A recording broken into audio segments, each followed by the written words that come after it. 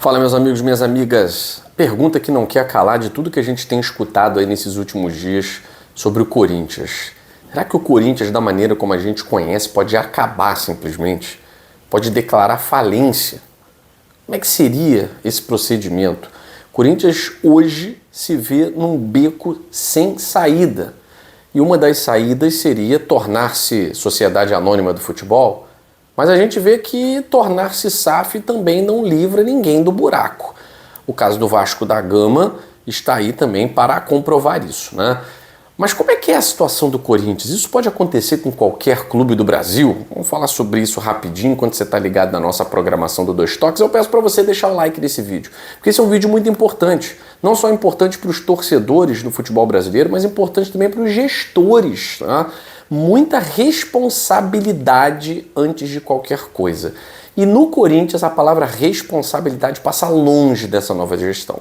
Uma gestão que quis fazer um planejamento acima daquilo que podia.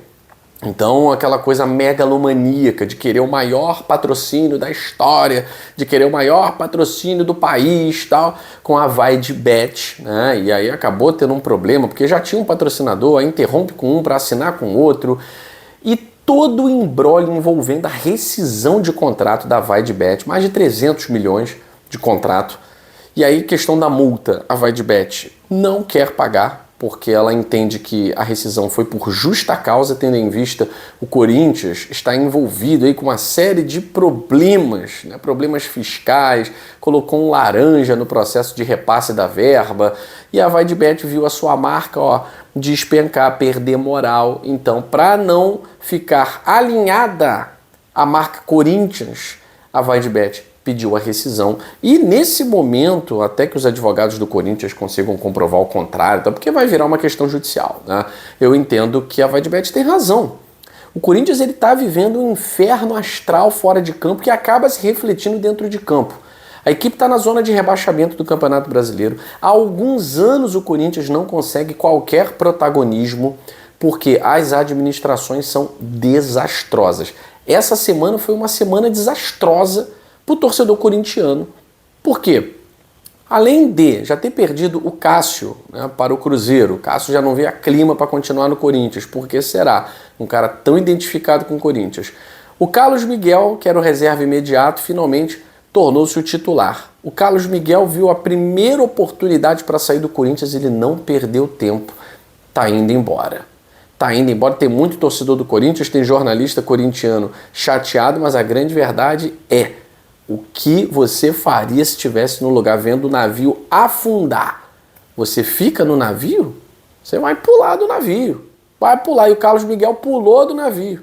Sem contar a perda de jogadores, o Corinthians está sofrendo diversos processos e denúncias na FIFA por conta de não pagamento de jogadores. O Tajeres já entrou novamente contra o Corinthians por conta do Rodrigo Garro. E tem clube no Brasil, no mundo inteiro, entrando com processo contra o Corinthians por causa de não pagamento.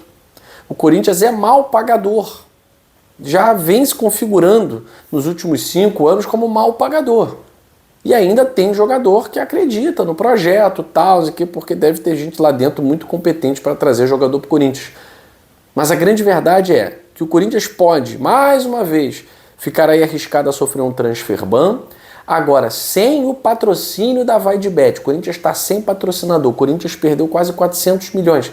Vai pagar salário como? Os salários já estão atrasados no Corinthians. Já estão atrasados. Para completar, faltou até luz, ficou 24 horas sem luz lá no estádio deles. Então, assim, a situação vai de mal a pior. E aí muita gente pensa, é só virar SAF.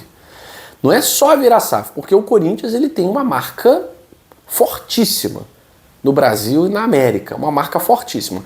Para qualquer empresa que queira, obviamente, faturar e faturar bem, o Corinthians é uma excelente pedida. A grande questão é o buraco. Como é que está o buraco? Porque todo mundo dá uma maquiada no buraco. O Corinthians é o clube brasileiro que mais deve. Então é coisa de bilhões, né? 1,6 bilhão. Tem gente que coloca 2,1 bilhões. Enfim. Mas é acima de 1,5 bilhão a dívida do Corinthians. Então fica a pergunta: que empresa séria vai entrar num momento como esse sem saber exatamente o que está acontecendo? Tem que ter acesso a tudo, sem contar a resistência dentro do Corinthians em se tornar SAF.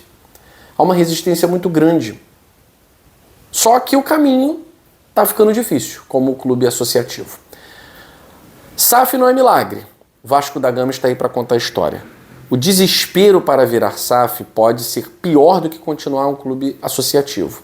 Não, o primeiro que chegar a gente entrega. Pelo amor de Deus, entrega isso, caso do Vasco, né? Chegou a 777. Ninguém investigou como é que era a 777, como é que estavam os clubes da 777. A visão da empresa e a maneira como a empresa é vista no mercado aí fora. Não é possível que ninguém tenha investigado. Então acreditaram em tudo que foi prometido e depois ninguém apareceu. Ninguém mais apareceu. E o Vasco está aí, ninguém sabe para onde vai, a quem pertence, enfim. Então a situação de Corinthians e Vasco um pouquinho diferente, né? Porque o Vasco já virou SAF e tem 30%, né, de participação. Mas o caso do Corinthians, a curto prazo, não há salvação. Precisa muito mais do que uma gestão séria, que parece não vai haver. Precisa de um milagre. E se piorar dentro de campo caindo para a Série B, aí a vai de Bet já foi, vem a vai de B. Tem que tomar muito cuidado. Tem que ter muita responsabilidade. É isso, meus amigos. Um recado aí para muitos clubes no Brasil e para os seus gestores. A gente fica por aqui. 2 toques, deixa o seu like, compartilha esse vídeo. Se inscreva aqui. Que é Pai Bola Objetivo. Aquele abraço para vocês. Tchau, tchau.